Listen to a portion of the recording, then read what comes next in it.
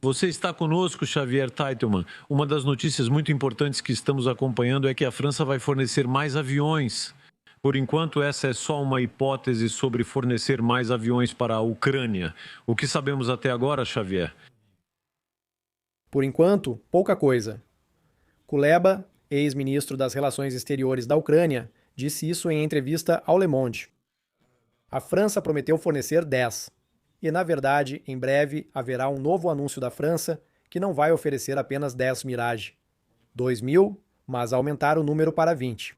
Então, achávamos que só seriam entregues 6, mas ele confirma que ainda virão mais alguns. E agora surge a pergunta: de onde vêm esses aviões, já que estamos falando de um volume muito grande?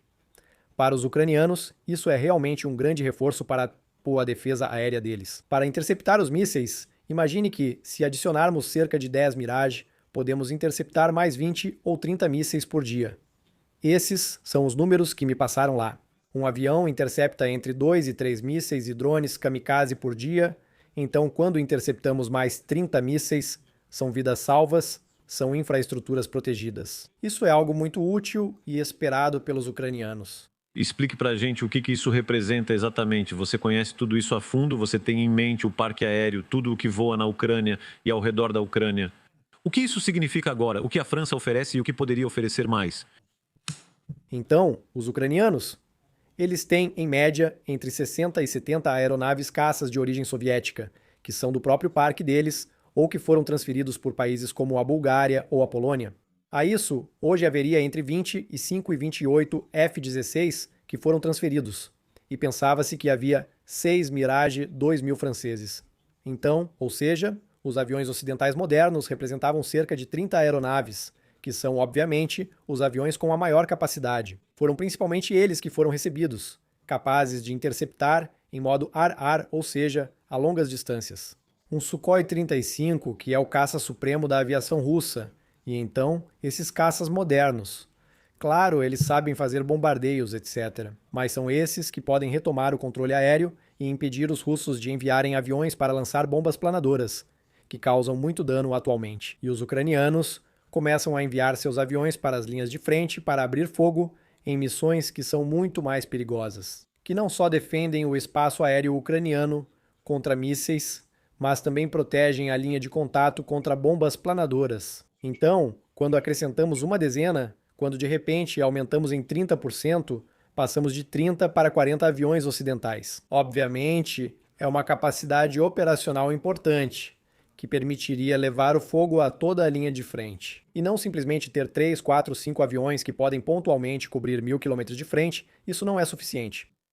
E duas perguntas sobre isso, Xavier Teitelmann. Os franceses simplesmente têm esses Mirage 2000 em estoque, é possível encontrá-los? E, em segundo lugar, os ucranianos têm pilotos suficientes para poder pilotá-los?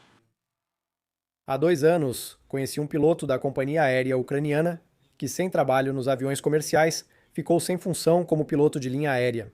Ele estava sendo treinado para piloto de caça e deveria treinar na França. Então, eu não sei se ele se tornou piloto de Mirage, mas, na verdade, as dezenas e centenas de pilotos da Companhia Aérea Nacional. Hoje, eles estão finalizando a formação. Não são pilotos iniciantes que precisam de 2 anos e meio ou 3 anos de treino. São pilotos que já tinham uma qualificação de piloto civil. E, portanto, o número de pilotos disponíveis deve ser maior agora do que o número de aviões que somos capazes de fornecer a eles. E então, depois, a Força Aérea Francesa tem aviões suficientes? Não, já não temos o suficiente nem para defender nosso céu, muito menos enfrentar um exército ou uma invasão russa com milhares de mísseis. Então, há várias opções. Ou são os velhos Mirage 2000C, que foram retirados há mais de 2 anos do parque da Força Aérea.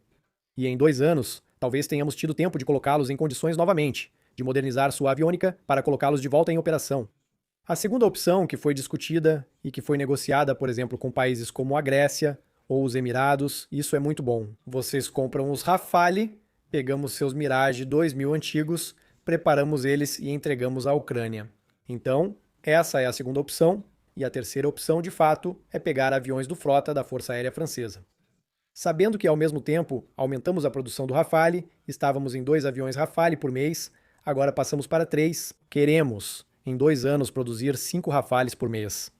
Assim, talvez nos desfazamos dos Mirage 2000 antes, já que os Rafales chegarão mais rápido que o previsto, mesmo que ainda não haja nenhum anúncio nesse sentido por enquanto.